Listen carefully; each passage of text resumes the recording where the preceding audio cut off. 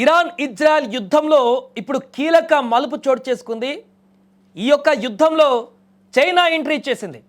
దీంతో ఇప్పుడు మూడవ ప్రపంచ యుద్ధం మొదలు కాబోతుందా అనేటువంటి ఒక ప్రశ్న తలెత్తింది. ఇప్పటికే ఇరాన్కు మద్దతుగా రష్యా అధ్యక్షుడు పుతిన్ మాట్లాడినటువంటి మాటలను మనం చూసాం.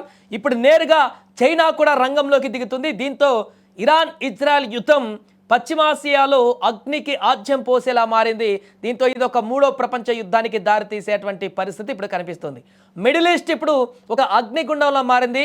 నిన్నటి వరకు అమెరికా ఇజ్రాయెల్ కలిసి ఇరాన్ పైన చేస్తున్న యుద్ధంలో ఇప్పుడు అగ్రరాజ్యాల మధ్య ప్రత్యక్ష పోరుకు దారితీస్తుంది. అమెరికా ఆయుధాల అండతో ఇజ్రాయెల్ విరుచుకుపడుతుంటే ఇరాన్ కూడా వెనక్కి తగ్గడం లేదు.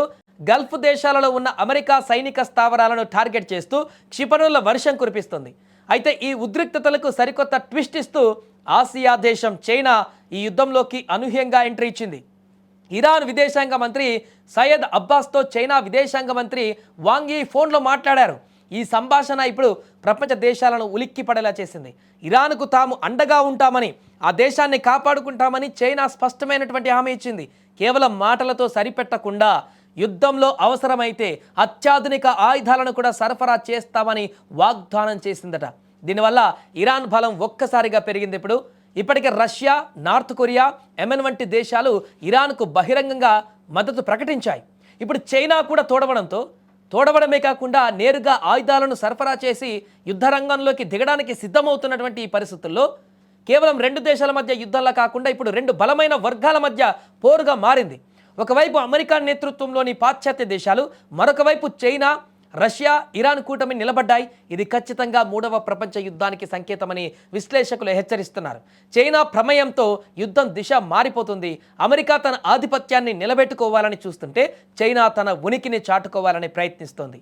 ఈ ఇద్దరు దిగ్గజాలు తలపడితే ఇది అణు యుద్ధానికి దారితీసే ప్రమాదం ఉంది. గల్ఫ్ ప్రాంతంలో చమురు నిల్వలు ఉండడంతో ఈ యుద్ధం వల్ల ప్రపంచ ఆర్థిక వ్యవస్థ కుప్పకూలేటువంటి అవకాశం ఉంది.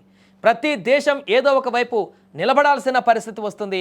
మొత్తానికి చైనా ఎంట్రీతో గల్ఫ్ యుద్ధం ఇప్పుడు గ్లోబల్ వార్గా మారుతుందా అనేటువంటి సంకేతాలు కనిపిస్తున్నాయి. దీంతో ప్రపంచ దేశాలన్నీ కూడా ఈ యొక్క వరుసగా జరుగుతున్నటువంటి సంఘటనలతో తీవ్ర ఆందోళనకు గురవుతున్నాయి. ఎందుకంటే ఇది గనక మూడో ప్రపంచ యుద్ధానికి నాంది పలికితే ఆ తర్వాత జరిగేటువంటి పరిణామాలు ప్రపంచంలో ఉన్నటువంటి అన్ని దేశాలు కూడా అనుభవించాల్సిన పరిస్థితి వస్తుంది. కాబట్టి ప్రతి దేశం కూడా ఇప్పుడు తీవ్ర ఆందోళనకు గురవుతుంది. త్వరగా ఈ యొక్క యుద్ధ వాతావరణం శాంతించాలంటూ కూడా చర్చలతో, లేకుంటే యుద్ధం ఆపేసి ఇదొక కంక్లూజన్కి రావాలంటూ కూడా శాంతికాముకంగా ఉన్నటువంటి దేశాలు ఇప్పుడు ఆరాటపడుతున్నాయి.